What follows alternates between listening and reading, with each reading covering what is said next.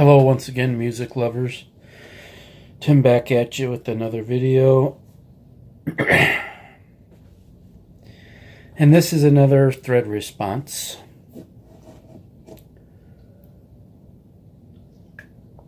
Apparently I entertained a lot of people with my thread response to Vinylizer and things that bands we love have done that we really hate. I'm glad it made a few people chuckle. And I was kind of surprised in a way that that video made me as demonstrative as I was. But on to this one. Cloudy Milder Andy did a video week and a half ago where he was talking about his habits or rules he sets for himself when he buys vinyl. And he said he was kind of interested in hearing other people's rules or traditions or, guidelines that they follow as far as budget, type of pressings, so on and so forth. And a couple days after his initial video, I came upon Vinyl Victim, Brett's response to this, and he got into where impulse buying and not having guidelines or setting a budget for yourself can really get you into a lot of trouble, where you spend needless money on things. And I have found that to be the case because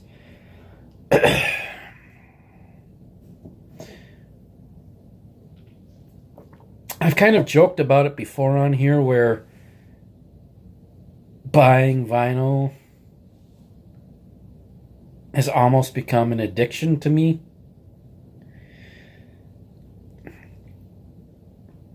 But in a lot of ways, that's not a joke. I find myself impulsively wanting to buy things.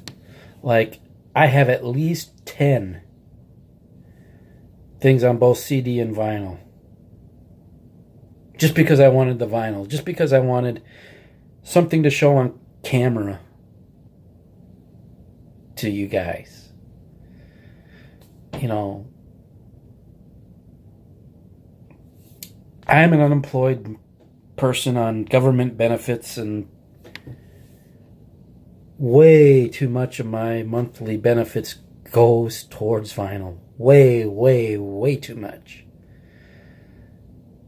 The one thing that I'm the most upset about, that it was just for the sake of buying it so I could open it on camera,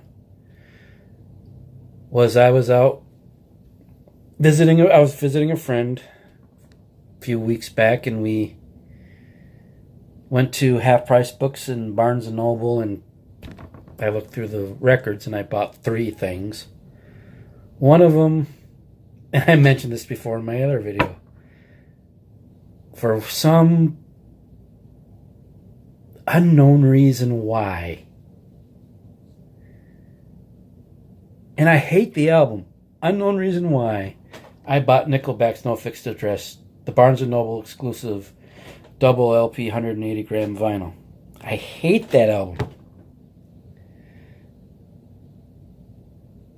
But yet I spent $25 on that thing. $25. Maybe, I can be a completist and say one day I have all of their discography on vinyl. But still, more often than not, it's just going to sit there.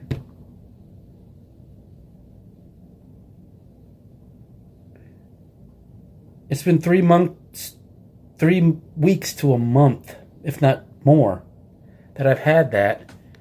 And it's been on my turntable once.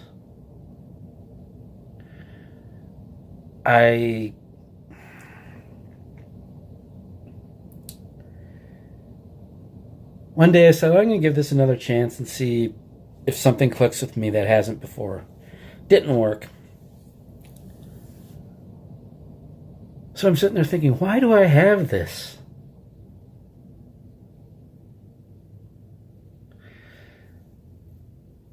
Now, granted, the other ones that I've bought that I also have on CD, I like a whole lot better than that. One thing I actually bought on CD after I bought the vinyl, and I'm glad I have the CD too, is Shinedown's Attention Intention. And I've mentioned before, I like listening to the album now that I have the CD without having to switch over vinyl every 3 songs or change the record completely. But I've really got to slow down. I really got to slow down. Now, all of this is going to get me to the point to a guideline I'm going to hope I follow, because I've tried to set these guidelines for me, but it's gone right out the window no sooner than I said it. But maybe putting this on camera might make me feel more compelled to keep my word. But no more than my guidelines will be no more than 1 or 2 editions a month. Because like I said, I've got stuff I haven't even listened to. I need to really enjoy what I have. 2, if I have it on CD, I don't need it on vinyl right now. I mean, I was so tempted to buy a $35 reissue, for $35 brand new pressing of a certain album, and I have it on CD. I'm like, why? I don't need that. Yes, I ended up buying more vinyl, but it was things I don't have in my collection otherwise. The next guideline will be, hey,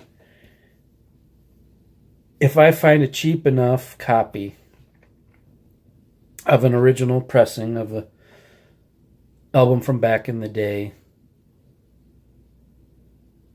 and I also know there's a reissue that's more money, if the original pressing I find in the secondhand store is in condition where it plays without the pops and the skips, I don't need to spend that extra money on the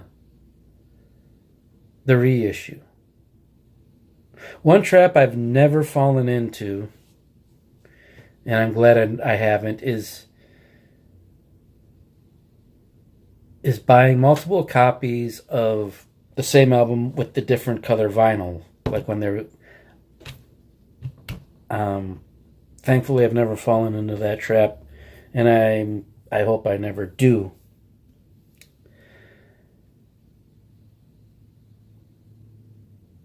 But anyways, I enjoy making videos for you. Like I said, I'm flattered so many people comment and watch my videos, and 101 people have now subscribed to my channel. But I gotta think of other ideas for videos when I feel like making one. Then I gotta buy a new record to open it on camera so I can put up another video.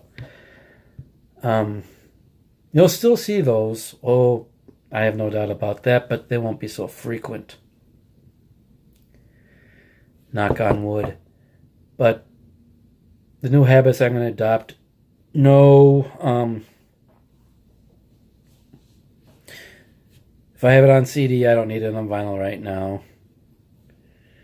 if I find a copy of the original pressing at an affordable enough price, I don't need the reissue. Don't need multiple copies of the same thing on different colored vinyl. 1 to 2 new editions a month. Wish me luck on those guidelines. And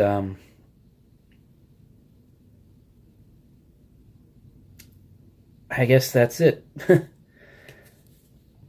Everybody keep rocking. Cheers.